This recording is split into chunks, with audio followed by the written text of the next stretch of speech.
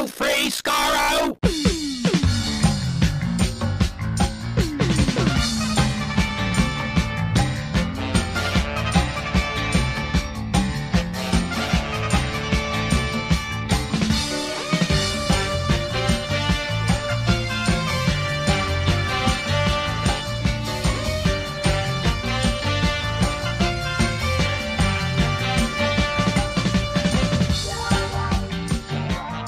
Hello, everyone. Welcome to Radio Free Skaro, episode number 905.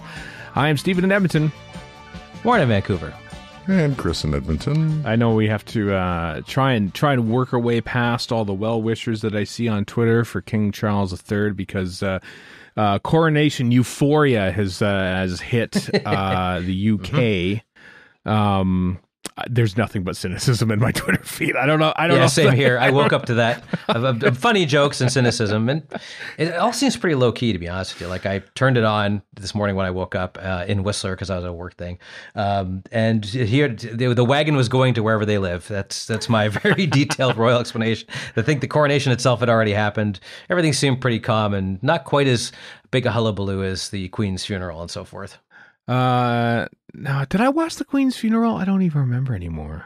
I don't like also, funerals. they cut to Ottawa and this very sparsely attended ceremony where they unveiled that we're going to have Charles III on our coins and $20 bills. And I was like, when's the last time I used money? I know. I didn't know that. Really? So, I think they just said it today.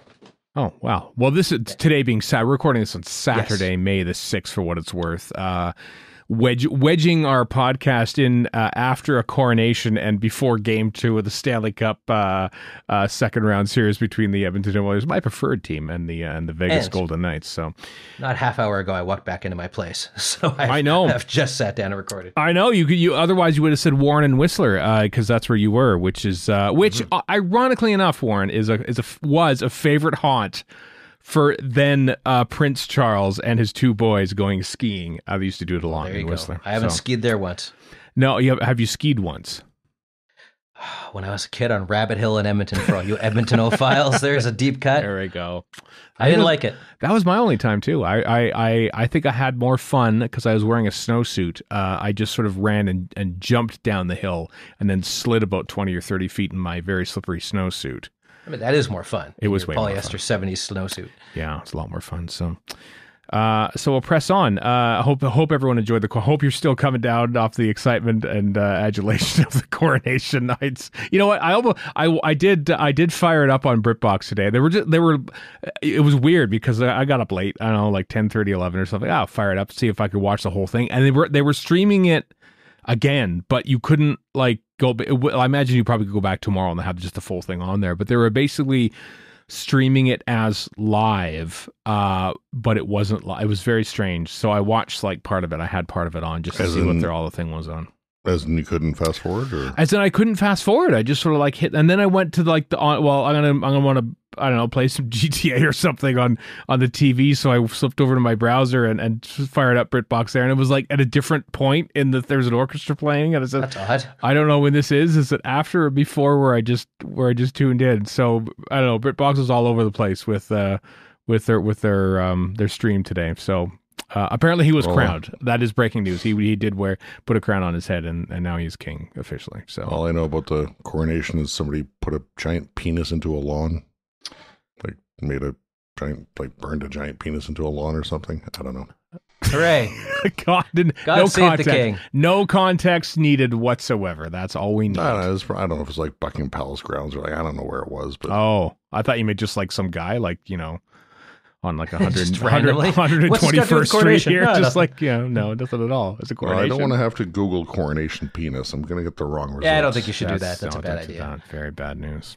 Very bad news. So let's move on and talk about some doctors. It was in the lawn of King Charles's coronation party site. Oh, okay. Wow. Okay. Surprised that guy didn't get sniped. Yeah. That is. I don't know how to segue from this, so I'm not going to. Well, apparently, according to the New York Post, King Charles's coronation lawn penis has Bridgerton ties. So I don't know where that's going. Wow, this has gone to places I didn't know about and don't want to. Didn't know. Yes. Saturdays. Yeah. Never get crowned on a Saturday. That is the first rule of the royal family.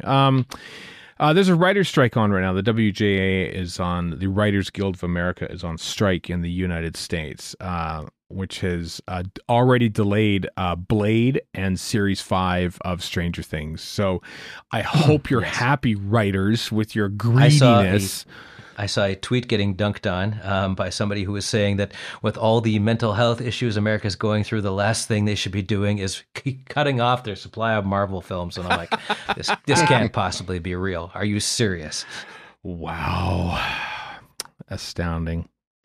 No sign that Doctor Who is going to be affected by this. They are the Writers Guild of Great Britain that write and make Doctor Who, even though Disney Plus is a distributor, of course. But so far, no, it is quote unquote unaffected by the writer's strike. But James Brand, of course, writer of Fires of Pompeii and a nice fellow all around, had a big Twitter thread / rant about how they're basically in the WGA are kind of striking so they don't end up like the UK system is. And James Brand went on to describe some pretty horrific and awful experiences he's had writing for British television and film. So yeah, writers not treated well on either side of the Atlantic, or I imagine probably here in Canada. Yeah, it's that's more of a, because we have the WGC, which sometimes if there's an American show that has WGA and WGC people, the WGC people aren't going to write on that show because of this, sort of like in solidarity for the strike, which is all well and good. But there's just a lot less stuff Canadian writers can write on in Canada, so there's that to begin with. So it's just you get a lot of the bad conditions of England and all the bad conditions of States mixed together. Right. Yeah. Bad news. All of it. I mean, I don't know. It was interesting talking to Chris Chibnall back at Gallifrey 1 about, how he had to sort of like work with the Writers Guild of Great Britain to see if he could do a writer's room, because that wasn't a thing. And I don't know where now they sort of have writers' rooms, because James Brand was mentioning that in his Twitter thread. But like in the States, like every writer gets like a if they contribute a line, they get an executive producer credit, but nothing else. But basically the main thrust of this writer's strike, from what I can tell, is that, the system, the Hollywood system has been sort of set up and has never really changed from making 22 episode seasons and residuals and repeats and all that. And now that's kind of gone because, most shows are like 8 to 10 episodes or fewer. There's no real mini rooms. Yeah, mini rooms with like no credits on them, or and so like it's a terrible world for and writers. Stuff is set up ahead of time. So it used to be you'd be able to adjust stuff on set. Like if you say you worked on something like Law and Order, this path still kind of exists, right? I mean, it might be woefully out of date there, but that kind of a show. But most shows aren't like that. You do the mini room ahead of time. You get everything done. Several months later, they start shooting this thing. The writers have long since gone away. Yeah. They get somebody else to tune something up. So there's no path for rising through the ranks like there used to be. Like say Deep Space Nine 30 years ago, you could actually do this. That's the only one that comes to mind, but I'm sure most shows were like that at the time. You could put your time and rise to the ranks, et cetera, and that's just not an option anymore. And apparently a lot of people just aren't making enough money to live off of anymore. No, it's and and sometimes they're being like thrust into show running positions and without having any prior experience show running. And it's you need that. Just going back to the Chris Chibnall thing again about how he set up a company which is basically training people to show run, because essentially making TV and stuff in the States is no longer a good training ground for future showrunners. It's just sort of like, thanks for your ideas there, we'll take it from here, go and find you're the head right waiter work later on. You're the head writer and the CFO of a TV show. Yeah. For a temporary amount of time before you get booted off, and then something else happens or doesn't, right? So so it's always been precarious to begin with in some ways, but now it's even more precarious than it ever was. Yeah. And as usual, the studios are using everything they possibly can to screw people over. This is the nature of television. There's no surprise there. No, and on top of all that, there's the massive giant profits of the CEOs and everything else who are basically canceling shows that are completely made because they wouldn't be able to make enough money off of them to justify the costs. So they just instead of not showing them, we'll just mothball them and no one will see them, and we don't have to pay for the residuals. So yeah. Speaking of that, the head of Warner Brothers Discovery, David Zaslav, on CNBC was interviewed, and he said, "Oh, I think the writer's strike will end because people love to work." Like, wow, that is the most blinkered rich guy who makes a pile of money with other people working for him thing I have ever heard. Wow, people love to work, brackets, for me, and close brackets. Yeah, people love to work for money. People like to be able to live by doing work, not just working for fun. So, anyway, we support the WGA in their efforts here, absolutely, because the system is messed up and it needs to be reset. So, let's hope they can come to some sort of arrangement that is favorable to the writers, because it's a gong show. It's a damn gong show. I saw something. I don't remember all the details, but something about the last strike in 2008. NBC was getting ready to mothball The Apprentice or something like that, and then the strike happened, and they needed cheap non-union stuff. Yeah. So they went full bore with The Apprentice, and gave Donald Trump all that notoriety and exposure. So what you're saying is the Writers Guild, in their craven greed for more money, have in striking, will now push into power the future tyrant of America. Is that what you're saying, Chris? Is that what's happening? If that's what you want to say, sure. Yeah. Idi Amin's clone, Bill, I believe. Take over America in 2040 and, I don't know, do something bad. Celebrity Apprentice starring Idi Amin's clone. Yep. On NBC. So somehow Idi Amin returned. Wow. Not sure how. Peacock That was just the first dictator that came to mind. Yeah, sure. Why not? Idi Amin on Peacock's Celebrity Apprentice. As played by Forrest Whitaker. Forrest Whitaker goes so deep into character from that movie from 20 odd years ago. Last King of Scotland. King of Scotland. Yeah. Thank you. I don't think it was that old, was it? Chris, it's getting close. I'm sad to say that everything is even older as you think. 2006. Okay. Yeah, it's getting there. That's as old as this podcast, not this episode. We're getting there already, but this podcast is as old as The Last King of Scotland, featuring Forrest Whitaker, who is also in A Star War. Hey, did you know there's been a couple of cryptic teasers that have been showing up on have they been on TV or have they been online? I know the BBC Twitter account has been tweeting out these little binary code things and then deleting them, knowing that people will sort of find them and translate them. And so there was one cryptic teaser that happened, I think, earlier this week. And then there was another that just dropped on Friday that had sort of like backwards dialogue, and people of course have figured out how to flip it around. But there's a whole breakdown. Denna Geek did a big breakdown of what the first one is like, and the second one has something about Gallifrey in it. The Doctor's saying something about Gallifrey.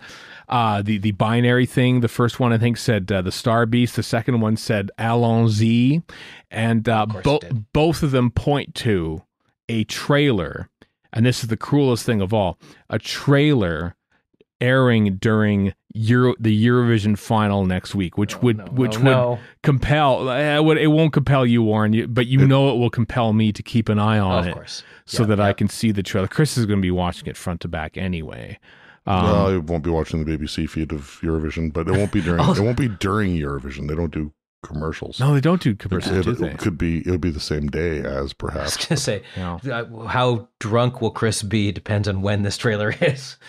Because you're going to get drunk for Eurovision, so it's just how coherent will this trailer be to you is depending on when it shows up, is what I'm saying. I'll be drinking for Eurovision. I don't know that I'm going to get drunk. Drinking. Well, it's not just a binary, Warren. Come on, there's a spectrum. Okay. You got to get there. You got to get from A to B. To my way of thinking, I don't like Eurovision, so the only way to cope with it would be to be drunk, so that's why I'm assuming this. Right. Well, you're welcome to come over and I'll supply you with all the booze you need. I know. I'm not flying to Edmonton to go to Eurovision. A dumb... I would... No booze. You'd never go through customs to get to Edmonton, but that's a legitimate question to ask if I did. Why are you going to Edmonton? To go to Eurovision. No, access denied. No, absolutely. Stay at home. Yeah, but there was definitely a thing of EV 0513 or something like that, or 1305, which is basically May 13th. Eurovision. EV stands for Eurovision, you see. So this is part of the code that's sort of been written into the trailer. So everyone is keeping their eye out for a Eurovision themed trailer, or a trailer airing at or around Eurovision. So thankfully, we're recording when Chris is hungover, potentially from Eurovision. If he ends up drunk, not just drinking. It's a spectrum. It's a spectrum. It is a spectrum. Day drinking. Day drink. It starts at 1 p.m. our time. Oh, that's fine. Yeah, then. you're done. He'll be fine. So we'll be able to hammer out all the details of this supposed trailer that's coming. But yeah, it's kind of neat. Kind of neat to see some trailers dropping even now. Like we're like, you know, six months away a bit from when these episodes will be dropping, and we're already again still getting, like, we've already had like two, like a next time trailer and a teaser, and now a couple more teasers. Like it's a really nice, slow, steady build. So well, I mean, everyone knows the only way to do it is to drop the trailer 10 days before broadcast. Of course. I'd be curious if we see any more shooty stuff than we already have, like the what the hell is going on scene. Like, will we get a little bit more? Just a little bit more shooty would be nice. I don't know. I mean, yeah, a different clip than what the hell is going on, because I think we've seen that twice, or at least we've seen a still of it twice, or maybe, I don't know. That's all we've seen of Shutigawa. I feel like they're really hammering home the David Tennant aspect of things, just to sort of like hear, That's why I asked. Yeah, I don't know if they'll be focusing as much as on Shutigawa. I don't know for sure. I do know it's very odd that because I think Russell T Davies said in Doctor Who magazine that we have yet to see a single second of the second special directed by Chanya Button. Talalay did the first, and I can't remember the chap who did the third, Tom somebody.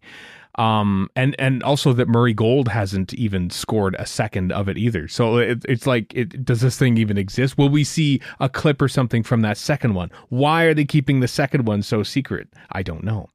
Will we see some? I wonder if they have like reshoots or something to do on it. Had to reshoot the whole damn thing. It's all had to be reshot. Pickups or who knows? Yeah, who knows?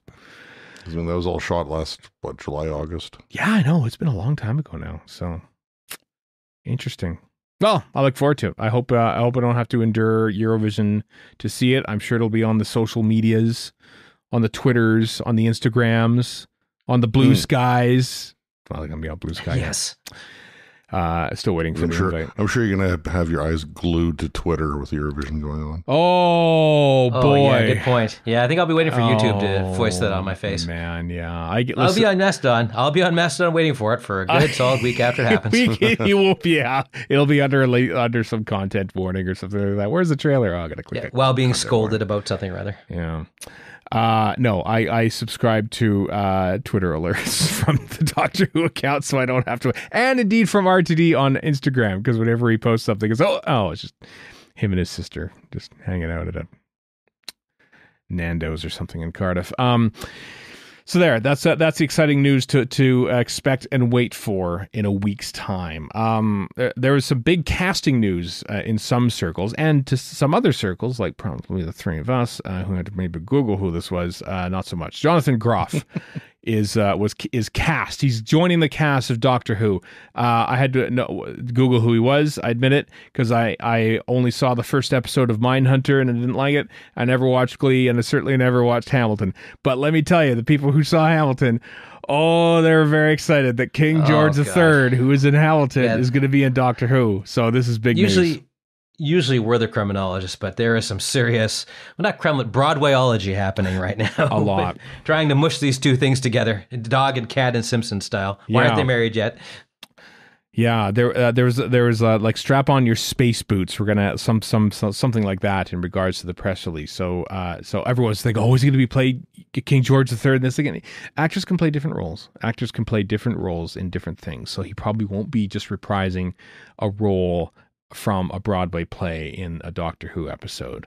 I tell you what, though, I mean, we're around the same part that Jinx Monsoon. They're shooting that episode with her in it, and and Jonathan Groff is used to be on Glee and sang in Hamilton, and I got to tell you, please don't say it. I got to tell you, so a musical. I'm a little worried. No, I'm a little absolutely worried. not.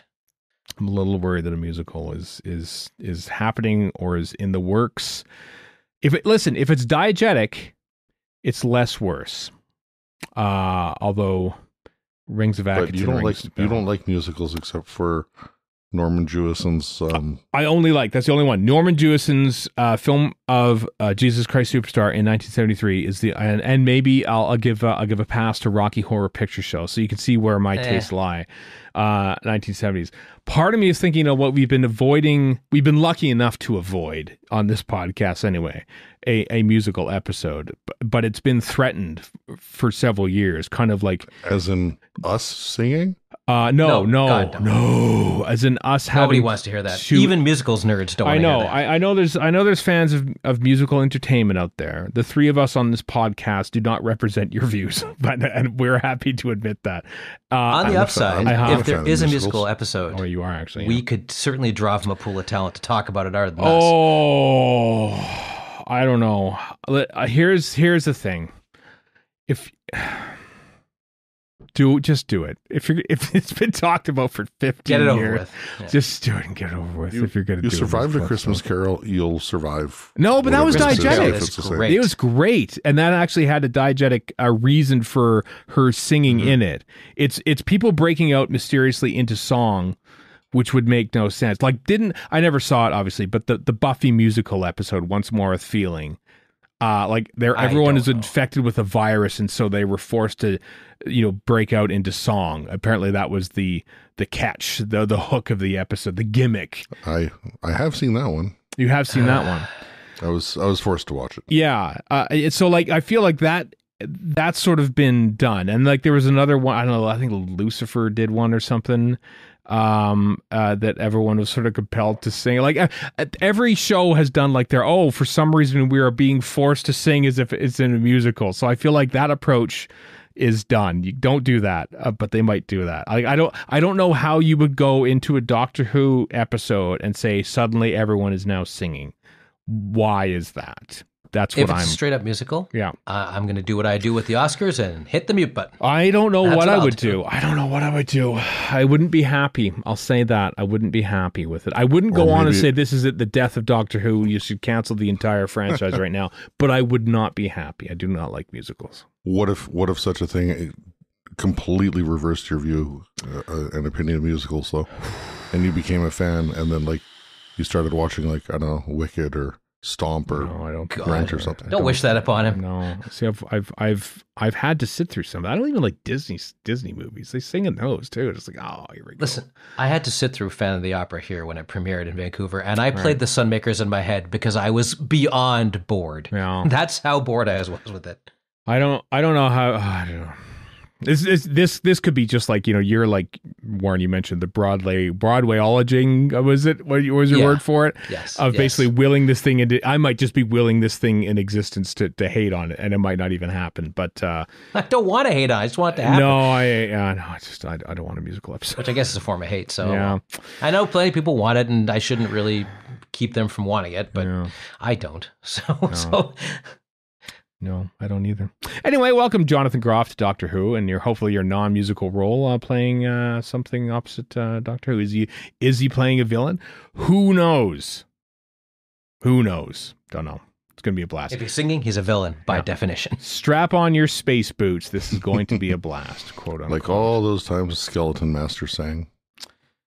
I mean, that I would want to see. Skeleton Master breaking into song. What is Skeleton Master? Is that a Marvel thing? Is that what that... No, the Master from Deadly Assassin and Skeleton Master. Oh, okay, yeah. I would... A Deadly Assassin musical wouldn't... I could kind of see that actually happening. Has anyone ever done a Manchurian Candidate musical? It started out as a musical, didn't you know? Don't will that into existence either. It totally started. It was a Broadway musical. That's why Angela Lansbury was on there. She was on Broadway for 15 years and before they made the movie. Not an actual fact. Anyway, hey, there's the Radio Times has got some pretty neat thing going. They've started it this past week. The 1963 Doctor Who diaries of Waris Hussein. Waris Hussein, he directed the very first story, 100,000 BC. There you go, pedants. And also he directed Marco Polo later on. Anyway, they published the first bit of excerpts of this. I don't know if he just forgot about them or just like, you know what, I've been hanging on these for 6 decades. Why don't we have a look at them now? The first batch here cover late May 63 all the way up until them shooting the pilot episode in September of 1963, and it is fascinating to read all the because he wrote diaries of his experiences setting up making Doctor Who, dreading it leading up to it, thinking, oh god, I wish this just would go away and just I could do something else and everything else. And they even named the Chinese restaurant, the legendary Chinese restaurant where Sidney Newman took Waris Hussein and Verity Lambert out to tell them that I should fire the paria.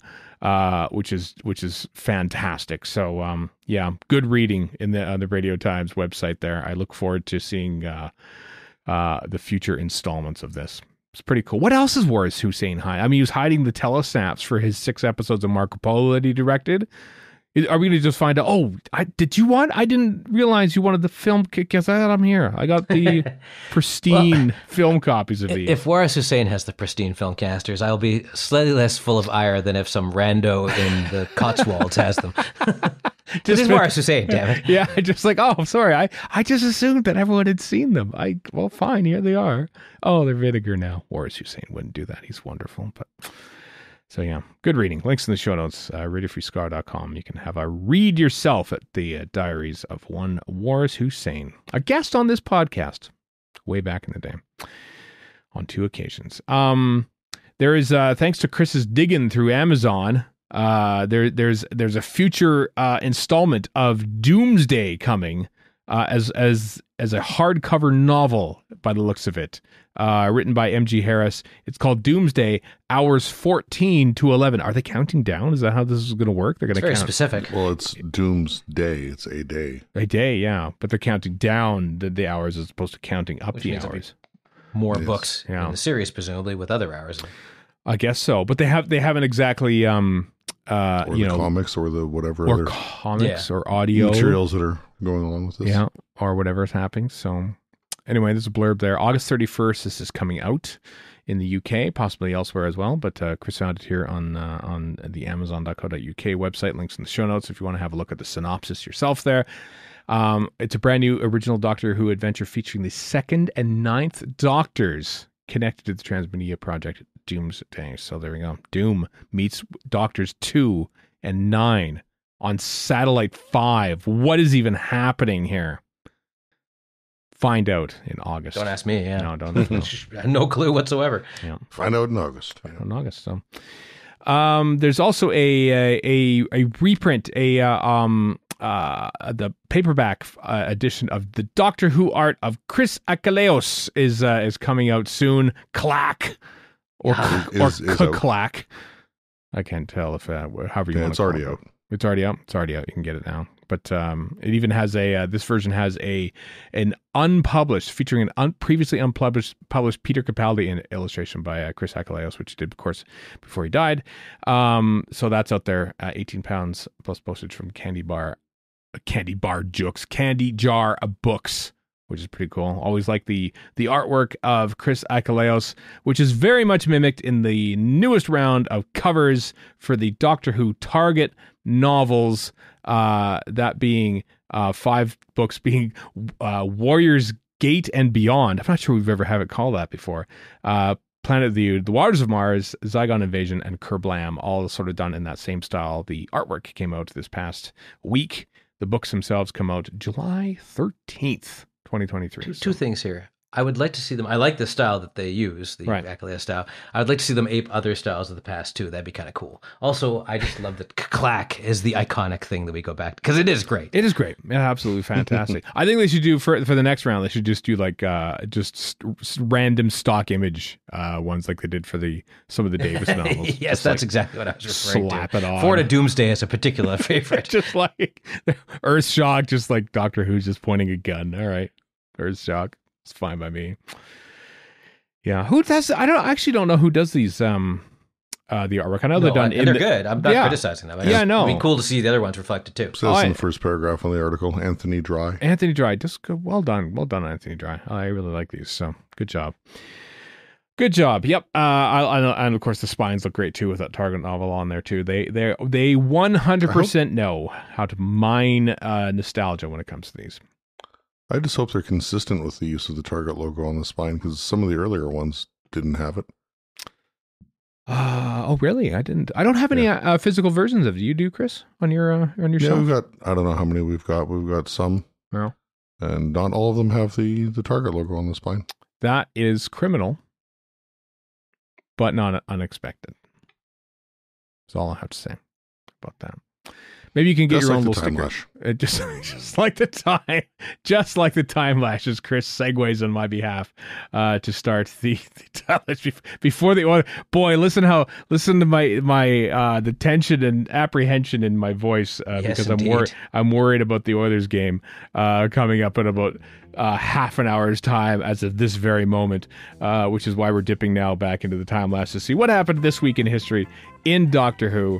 May 7th, 1908, Valentine Dial, what played the Black Guardian, was born. And he had a bird on his head. That's how he pretty much went out. And the greatest voice in television history.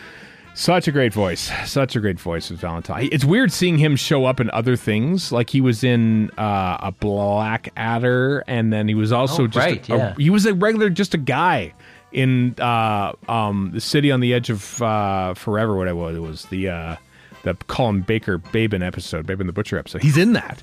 Sorry, City on the Edge of Forever. I'm like, he's in a Star Trek? What the hell? No, why can't I remember the City on the Edge of the World? That was called. I can't remember the Blake 7 episode that he's in. You know that one, the one that Colin Baker's in it. Babin the Butcher. No, all right. Anyway, he's in that.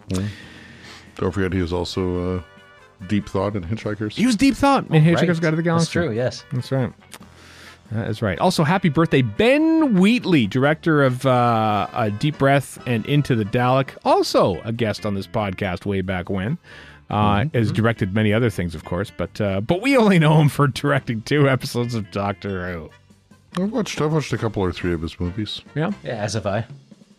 Didn't you do that High Rise? You did that J.G. Ballard one. Yes, he did, one, didn't which you? is quite good. The book is, well, I would say the book's different. They're both good in different ways. The book's just Paradise Towers. That's the reason I know about it. No, it is not. It's just Paradise Towers. No, you have no idea. You've never read a book, let alone this one. No, that's true. I haven't even read the book for Paradise Towers, so. There you go. Yeah. Anything else jumping out at you in regards to May the 7th, the day after the King Charles III coronation? Yeah, Chris got the same one I do. Which one? 1976, Robert Banks Stewart commissioned to provide a storyline for The Foe from the Future, which became Talons of Wang Chiang. It did. A long way down the line. Good job, Robert Banks Stewart. Quite like that one. You know, apart from all the racism. And that small detail. Yeah. I mean, as most people would do, I associate, not Robert Banks Stewart with Talons. No, he's a straight up racist, Robert Banks Stewart. Wow, this took a bit of a turn. Handed the script off, just says, tell you what, change what make it more racist. Change what you like, but keep the racism. Keep it in there. Or I'm taking you to court. I'm lying. I'm not throwing him under the bus. Thank God you are. Then 2005 debut broadcast of The Long Game with the sole appearance of Simon Pegg. Simon Pegg. Savior of Star Wars, Simon Pegg. Star Trek, rather. Simon Star Pegg. Trek. I was going to say. Could be Star Wars. He's probably in Star Wars. He is in Star Wars. Star Force Wars. Awakens. That guy running the food shop or whatever. Yeah. But this is right before he was kind of a big deal, right? Like Shaun of the Dead had either just come out or was about to come out, I think. When did Shaun of the Dead come out? When was that? I think it's 2005, but I'm not sure exactly when this all balances out. But he was 2004. known for Spaced and other stuff, but he wasn't known like he is now. Yeah. I think it was on the cusp of his uptick. Yeah. Mm-hmm. But I mean, he was still a known entity when he came to. He did the voice for. But he wasn't a star like he is now. He did the voice for. It was narrating Doctor Who Confidential that whole first year. Mm-hmm. Yeah, that's right. Yeah. Yep. Well, before he made his career, that Anthony Head did the voice as well, or whatever. Anthony Head did this year 2, right? Narration. And then I think so. Yeah. Well, David Tennant did. Was it just the special? It was just a special. I think just special. Yeah. I'm trying to remember now. I'm trying to remember the narrators of Doctor Who Confidential throughout the year. Mark Gatiss did it for, I think, season 3. I could be wrong about that. I don't remember anymore. I used to know this. I used to have this knowledge embedded into my brain, and I don't. You failed as a fan a human being, in fact. I know, I failed. Sorry. Let's move on. Narrators were... okay. Oh, no, go David for Tennant, Simon Pegg, Mark Gatiss, Anthony Head, Noel Clark, Alex Price, Russell Tovey. Alex Price. You're more close than you weren't. Yeah. That's right. Noel Clark was he for the whole year for season 4? 2009, 2010 specials, episode Desert Storm only. So I'm assuming that Desert Storm would be Planet of the Dead. Yeah, that makes sense. Yeah. Right. May the 8th. May 8th. Happy birthday. He's no longer with us. Douglas Camfield, born May 8th, 1931. Doctor Who's most prolific, and some might say best. And I don't even say that tongue-in-cheek, director of Doctor Who. Mm-hmm.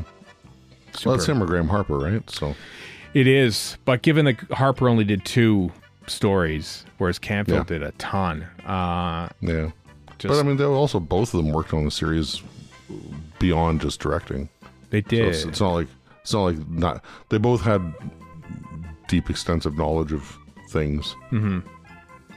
Of how to make TV shows. In fact, Harper was his The Craft.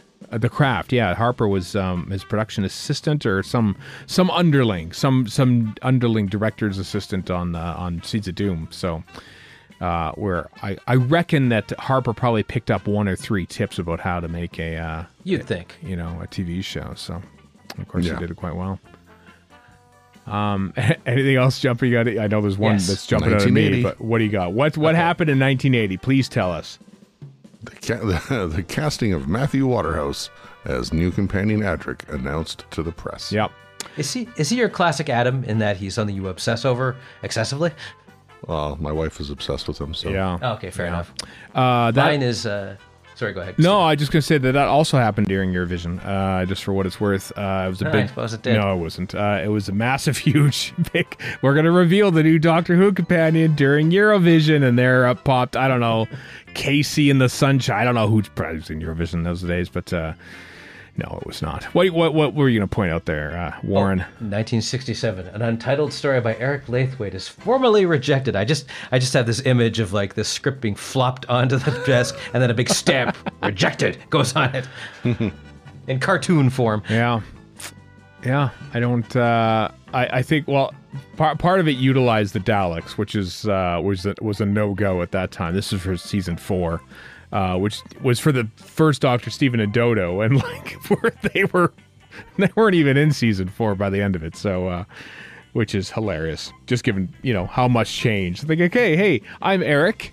I just wrote this story. It features Daleks, the first Doctor, Stephen, and Dodo. I wonder if you could fit it in your schedule. And then actually, none of those things you mentioned are in Doctor Who anymore. So no, you can't use your story.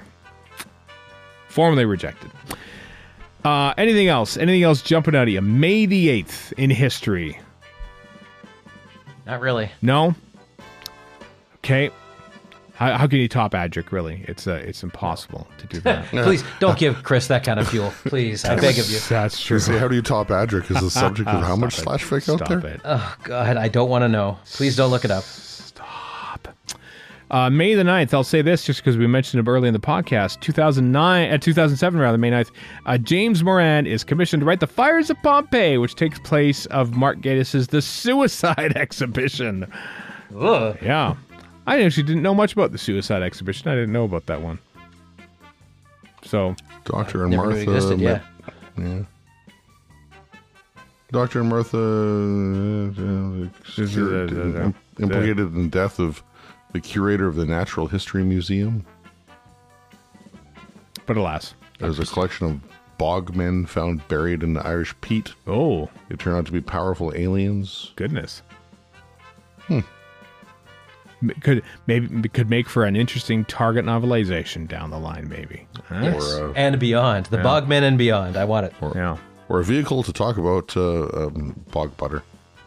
Bog butter.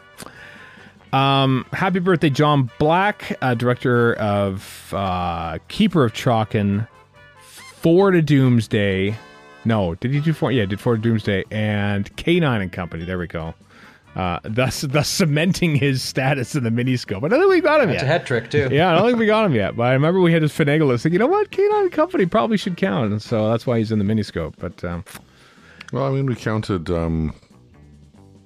whatchamacallit, when we did Paul Schalke. Cornell. Scooby Schalke. Yeah, counted that. So, yeah, K9 Comedy's definitely in there. Took money. It took money from the budget of Doctor Who to be made. So, technically, I think that definitely counts. And it's on a Doctor Who box set.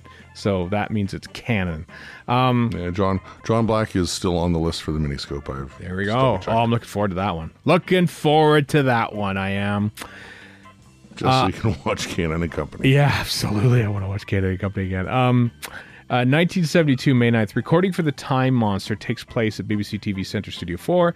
A new TARDIS console room set designed by Tim Gleason is introduced, but is damaged mysteriously in storage after the story is completed.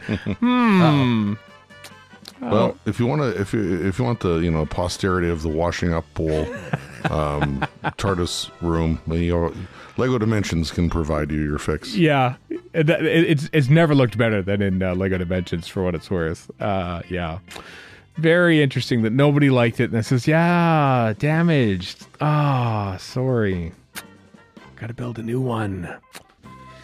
Yeah. Anything else on May 9th? Want to talk about Jerry Davis commissioning a storyline for or commissioned to provide a storyline rather for Revenge of the Cybermen in 1974, which I think involved like space gambling and golfing and a whole bunch of other nonsense. It sounds like Gambit, like everything does. That's a little bit, actually. Yeah, that's right. Speaking of things kind of make nonsensical.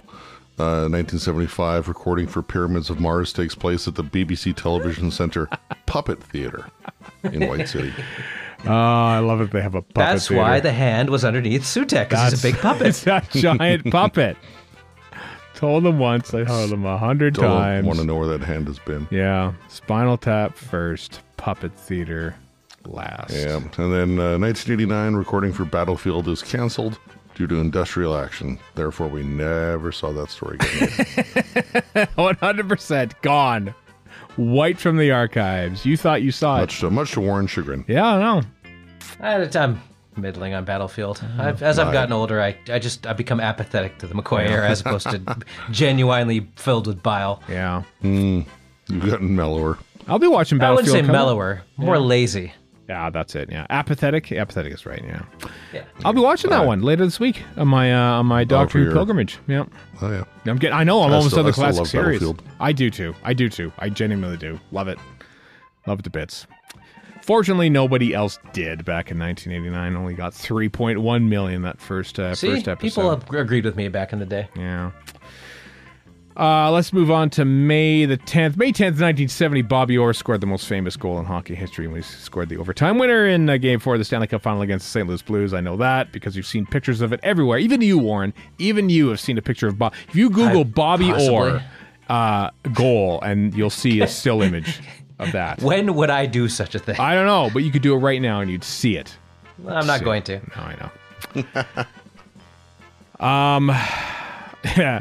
By the way, that we talked. Did we talk last week about the chase bit? Recording of the chase takes place at the BBC Film Studios in Ealing, and its maintenance garage. That was the bit where Barbara and Ian land. That's that bit basically. Okay. Yeah, is where that happens. That's what I love about, well, not just Doctor Who, but television in general. Like, I remember watching, I think it was A Stolen Earth, where Martha goes into the archives and it's a big deal, and I'm like, that's a tape library. I know exactly what those things on those like whatever they are, like handles, I guess. Right. Or that's what you do to wind these things up to get to the set of tapes because it's very heavy. Yeah. No, that the just garage. Like in School Reunion where they have the deadlock sealed Ethernet switch. That's right. Anything jumping out at you May 10th other than Bobby Orr and London 1965? Yeah. What you got? 2008 debut broadcast of The Doctor's Daughter. Oh my on God. BBC One. Oh my God. You go looking for this stuff, don't you, Chris? No, it's Well, I mean, it's kind of important to David Tennant, that story. suppose. So. Yeah, I guess you got a point there. huge legacy. This one episode has a huge legacy. For a real, pardon my French, wet fart of an episode. I mean, no discredit to David Tennant, who's an upstanding and good actor on his own mind, but I feel like the online presence of David Tennant is largely through Georgia Tennant's doing. She seems very more gung ho about being on Instagram and getting David Tennant to do things and stuff. And I feel like she produced the Five-ish Doctors. You know, she got everyone involved there. She got him involved in that. You know, I just feel like I bet you like staged what he did with Michael Sheen. Mm-hmm. Oh yeah, she was a producer on that too. Like, you know. Georgia also, Tennant. It's funny to watch her give him a hard time. Like, it's just genuinely amusing to watch her give him guff. That too. When you think about it, I'm just curious. Like, if David Tennant didn't have Georgia Tennant to help him guide him through this world, would he have even said yes to some tweet along or something like that? Would he have said, you know what, we should come back and do Doctor Who again? Would this have even happened if it wasn't for that tweet along in whatever year that was in 2020? I can't remember the month. Where they watched The Runaway Bride together, you know? A lot of this... So what's the historical equivalent of a crappy event leading to a lot of good circumstances? I can't think of one. I'm sure there is one. I know, but The Doctor's Daughter could be it. That could very much be it. And if nothing else, for those so inclined, they can watch The Doctor's Daughter to watch her call him Dad. That's true.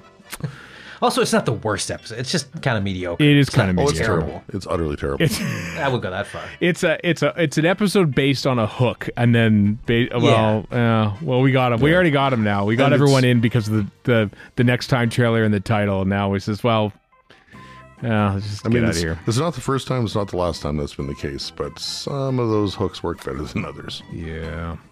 Got a real Forest of the Night vibe. They're both kind of like, that's okay. That's the thing that happened. Yeah. Not sure if Forest of the Night had the hook, of course, but should have got the hook. Am I right? I didn't mind it, but not like, say, Dinosaurs in a Spaceship or other notables. Yeah. May 11th, then, 1964. Louis Marx is commissioned to write Planet of Giants. Finally, somebody gets to write a minuscules story because that was being kicked around since the earliest days of Doctor Who. Louis Marx draws the short straw. Yeah, the production office had a big push for that. Yeah, loved it. Debut broadcast of The Wheel in Space, episode 3 on May 11th, 1968. I only mention it because it's an episode that exists, and so we can see how boring The Wheel in Space is by what happened here. So there, that's the thing. What happened in 1983, Warren? Do tell. Glenn McCoy is commissioned to provide a storyline for Time Lash, and then is swiftly thrown down a well for providing a storyline for Time Lash.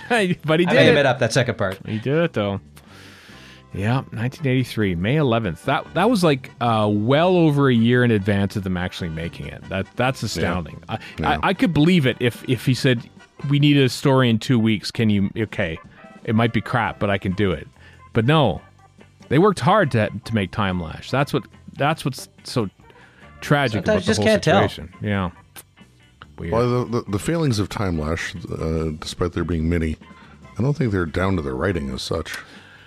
It's the production and the staging and that's where it really falls down. They had to change a lot in the writing of it to try and bring it anywhere up to snuff. So I don't know, from a conceptual standpoint, it's fine. Yeah, I suppose. I've always said that it is the blueprint of celebrity historicals in modern Who, but pieces are there, but it is just a piece of crap.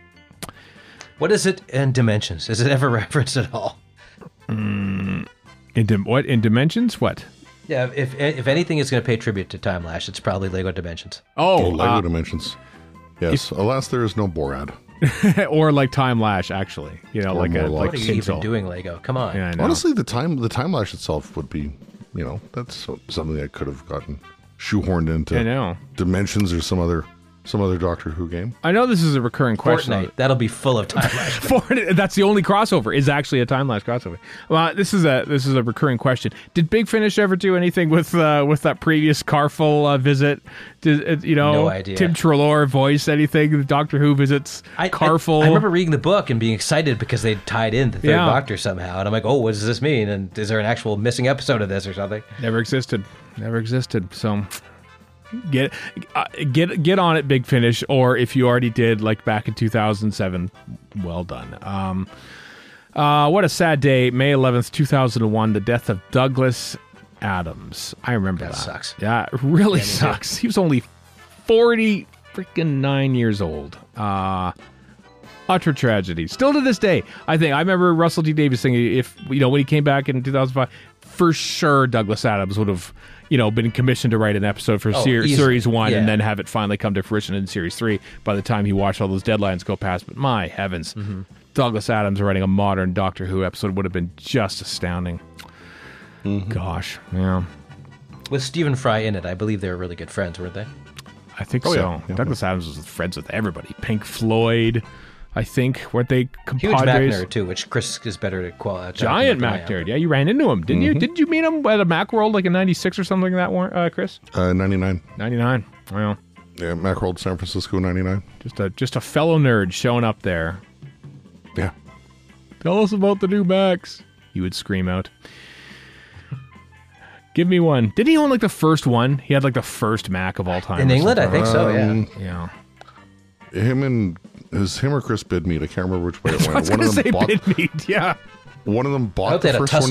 One of them bought the first one in England. The other one had the first one in England, i.e. they imported it. Oh, wow. I can't remember which way around it went. I would bet Adams had more cash to throw around than Bidmead just because those books sold like hotcakes at the time. So that would be my guess that he was the one. To be fair, so did we got from the radio series. Yeah, TV. I think you're discounting the royalties that Logopolis got, Warren. Hey, I wish no ill will on Chris Bidmead. I'm just saying that I think if you're going to stack the two against each other, Douglas Adams' worldwide phenomenon at the time probably was making more money. I'm kidding, of course. Yes. Hitchhiker's Guide is slightly more successful than the overseas sales for Logopolis. Also, that was probably the start of big Hollywood talk and checks being thrown at him with nothing happening until 2000, whenever that was. 2001, I think, maybe. When did that movie come out? 2002, 3, 4, 5? Yeah, something like that. Yeah, it's not perfect, but I think it's unfairly derided. I need to watch it again. Hitchhiker's movie? 2005. I need to watch that again. I watched it at the time expecting to see the TV series played out scene for scene. And it's not the TV series, which is better, even though it looks much worse, actually, because it looks much worse. But having said that, it's still not bad. I need to watch that again. I need to reappraise that, I think, because I did not give it a fair shake back in 2005. He's got a writing credit on it, so yeah. It was. I think the script is mostly pretty much done. He had crafted a movie version of that script that was not like the TV series, and I didn't realize that at the time. I just they wrecked it. Also, if you're going to replace the voice, which they did of the book, Stephen Fry is a perfect choice. Yeah, absolutely. Yeah. Maybe we'll do a bonus episode. We won't do a bonus episode of Hitchhiker's Guide to the Galaxy, the movie version. Next up, May the 12th be with you. Before we jump to May 12th. What happened? 2013 debut broadcast of Nightmare in Silver. Why would you bring that up, Chris? Why would you do that to me? Neil Gaiman's never done better work in his life, right? Oh, not ever, no. Certainly not Good Omens Season 1, which is actually genuinely good. Yeah. Season 2 is just around the corner, isn't it? I think it is, I think so. With David Tennant. Who would have no work if it wasn't for George Tennant. He'd be unemployed right now. Nightmare in Silver. Yep. It's a thing. Certainly was a story that happened, yes. It certainly was. Oh. Going to May 12th, though. Yeah. Yeah. I see why you're so anxious to get there, Stephen, especially given there's an error in the big one you want to talk about. Okay, we're going to have words here. All right. So, a happy birthday, Catherine Tate. First off, May 12th, 1968. Happy birthday. Looking forward to return to the Doctor Who. So we got to fix this, obviously. There's an error in this. Debut broadcast, May the 12th, 1996 of Doctor Who. It says here, CITV in Calgary, Alberta, Canada. It's Edmonton. How dare they? It's Edmonton. Come on, Shannon Sullivan. You got to fix, if you're listening, fix that right now. It happened in Edmonton. I know because I watched it at my friend Bob Sherman's parents' place near Red Deer. I watched it on TV on a Sunday night. Originally, it was going to be a Tuesday night movie on Fox, and it was on May 14th, but we watched it on a Sunday night on ITV. And I have the tape label from that very tape, 1-inch tape, that was the broadcast premiere of the Doctor Who TV movie. So there. Yeah. Where did you two watch it? Did you watch it like with Dave Adderley's place? I saw it by myself, which is apt for a Doctor Who fan, and even more apt, I think, in my parents' basement. But I'd moved out by that point, so I don't think I wasn't. But I don't remember where I was. So my mind has just put me back in my parents' basement, aptly enough. Wow. obviously you weren't with us at Yadz's house, eh? Oh God, no! Why would I do such a thing to myself? Man. But one thing I will give Shannon Sullivan, Right. it says Calgary, Alberta, Canada, not Calgary, Canada, That's as true. many other things do in Canada. This is Shannon is from Newfoundland, so this It is an egregious error. Don't get me wrong. It makes it hurt a little more. They To be should be honest. looked down upon for it. Yeah, so I'm a little upset about that. Not gonna lie. CITV. Later worked there and was subsequently laid off from there. Television. I threw the final switch. I did throw this. I threw the switch from RDTV to Edmonton, but I was standing over the switcher watching Pierre Elliott Trudeau's funeral in early October 2000 when it suddenly went dark. It's, I guess our signal's going through Calgary now, and that was it. I was there when it happened. So. Yep, presided over the, and I think I actually pulled the first patch to send the signal from Super Channel to Toronto way back, or Movie Central to Toronto back in 2007. The thing that all our fellow employees said would never happen. Yeah, What a surprise! Yeah, I have actually presided saying, over the. Why? Why won't it happen? Nobody had an answer. I know. I presided over the final moments of 3 different TV stations. Yeah. Also, I'm not sure why I'm gloating over I know something why. that's bad. I know. So Or the fact that I was right, but. Yeah. The common theme is if you ever work in TV again, it's a death knell for the TV station. 100%. 100%. Yes. No, that's television. That's just the way television is. It really is. I mean, that was just the way things were going. It's its own worst enemy. Yeah. Anything else jumping at you May the 12th that you want to mention of epic? I'm good. Are you sure? Elizabeth Sladen announced the press of May 1276. That's pretty notable. That's sad. It is kind of sad. Not like Nightmare in Silver. Or No, Stephen Moffat. Or the announcement of Adric. Or the announcement of Adric. Or Stephen Moffat announcing also sad. that the next series of Doctor Who has been confirmed by the BBC. Thank you. Thank you for giving us a new series to come in 2014. How grand of you. Then let's wow.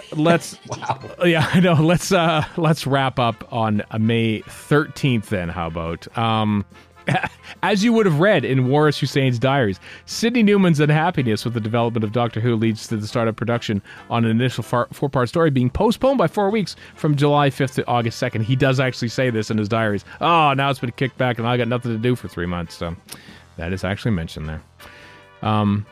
Anything else? Anything else jumping out at you? May 13th.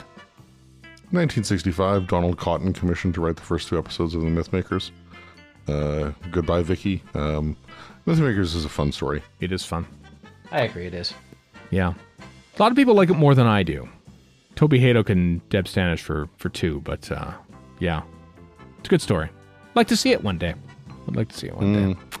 If memory serves, isn't the book, the Target book, isn't that written like...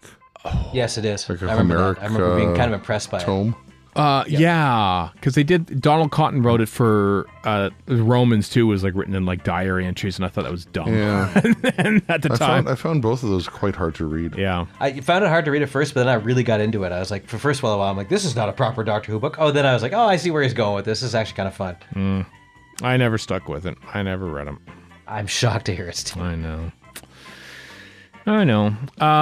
Speaking of companion departures, debut broadcast May 13th, 1967 of The Faceless Ones, Episode 6, we say goodbye to Ben and Polly, having shot their seeds some weeks earlier. Before. Yeah, way back when, but Yeah. that was just the last time, so.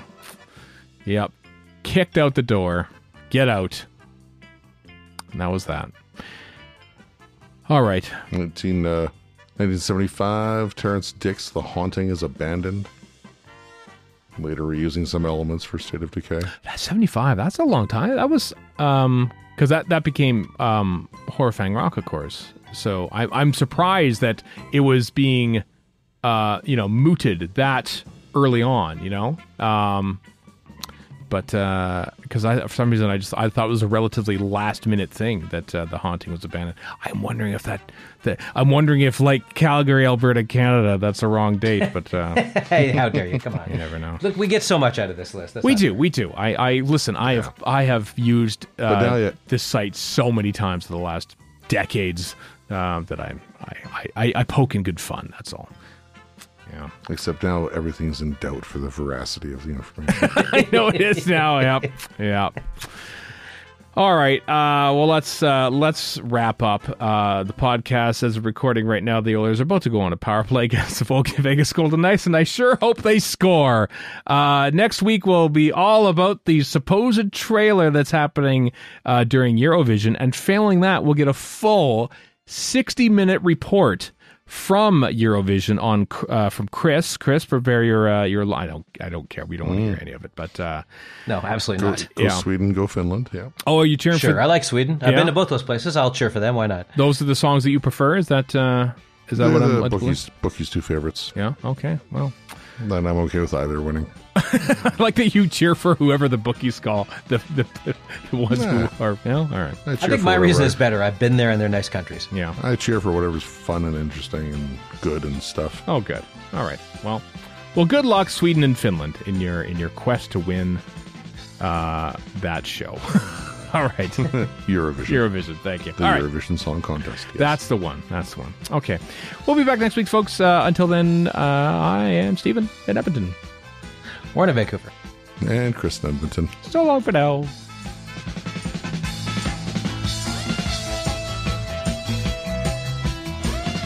You've been listening to Radio Free Skaro. Find us online at radiofreeskaro.com. Follow us on Twitter and Tumblr at Radio Free Skaro. Subscribe to us on iTunes and donate to the show at patreon.com/Radio Free Skaro. Thank you.